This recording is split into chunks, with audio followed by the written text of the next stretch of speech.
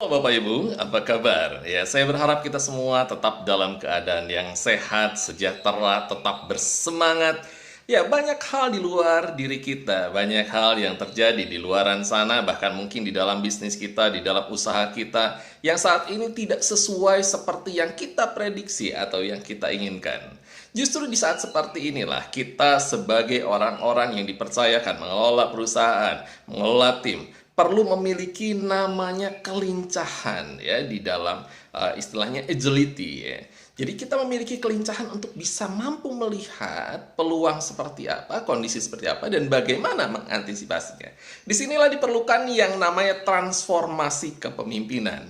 Ada 11 aspek dalam transformal leadership, tapi yang jelas sekali di poin pertama yang mungkin terkait juga dengan apa yang ingin saya sampaikan pada hari ini adalah tentang bagaimana kita bertransformasi dari seorang yang solois menjadi seorang conductor. Nah, inilah yang terkait dengan apa yang kita sebut sebagai building team ya, dalam kata lain sebut team building, itu istilah untuk activity-nya. Nah, bagaimana membangun sebuah tim sementara tim ini sangat berbeda satu dengan yang lain? Ada yang baru, ada yang lama, ada yang latar belakang pendidikan berbeda dan sebagainya. Ibarat kita seorang konduktor dalam sebuah simfoni. Tidak semua menggunakan alat musik yang sama, tetapi tugas kita mengharmonisasikan semuanya. Karena itu di dalam tahapan pembangunan sebuah tim, ada 4 fase yang dilewati. Yang pertama adalah forming. Yang kedua adalah bagaimana terjadinya badai, ya, bagaimana terjadi pengujian di dalam tim ini yang disebut sebagai storming.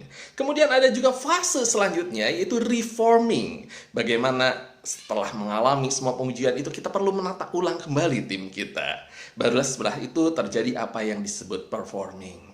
Bagaimana tim achieve, mencapai sesuatu. Nah, di tiap fase inilah seorang leader, seorang pemimpin perlu mengenali, ya, bukan hanya leader sebetulnya. Bagaimana seorang leader pun perlu mampu membawa agar tim ini, setiap anggota tim memahami fase-fase ini dan bagaimana mereka perlu bertindak satu dengan yang lain.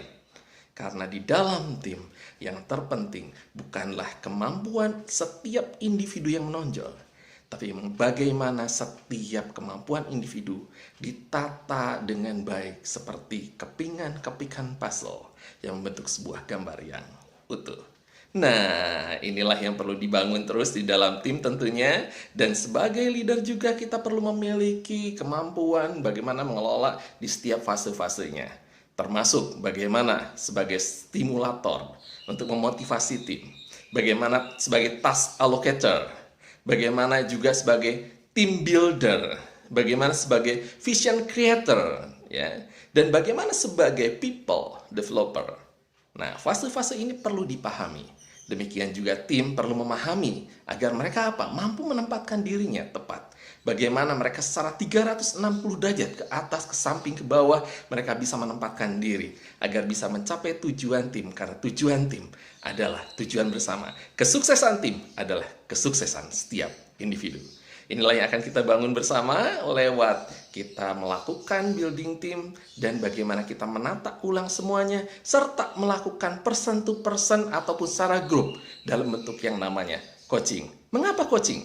Karena coaching akan membantu mereka menggali potensi terdalam, pikiran terdalam, ide terdalam, sisi-sisi yang selama ini mungkin tersembunyikan, tertumpuk. Ini akan digali lewat coaching.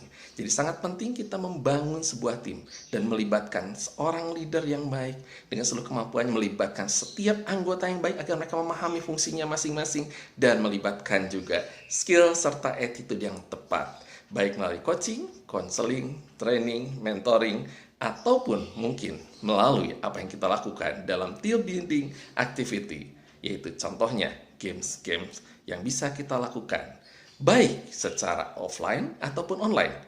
Karena khususnya di zaman seperti ini, kita perlu punya kemampuan untuk membangunnya dalam jarak yang mungkin tidak bisa tatap muka langsung di dalam sebuah ruangan atau lapangan bersama, tapi kita mampu melakukannya dengan cara yang inovatif. Karena di era new normal, ini semua menjadi kebutuhan bagi kita bersama. Sampai jumpa.